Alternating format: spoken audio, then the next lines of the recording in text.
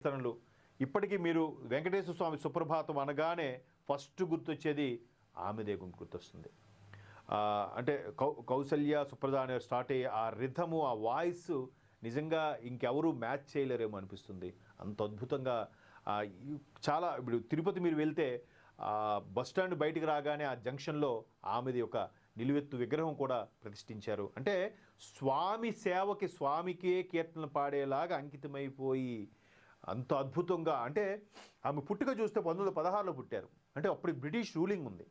అంటే వీధి దీపాల్లోనో ఇంకెక్కడో అటువంటి నిజంగా ఆమె యొక్క దేవదాసి కుమార్తె అంట. వాళ్ళ మదరు ఆ దేవదాసి సంబంధించిన ఇది.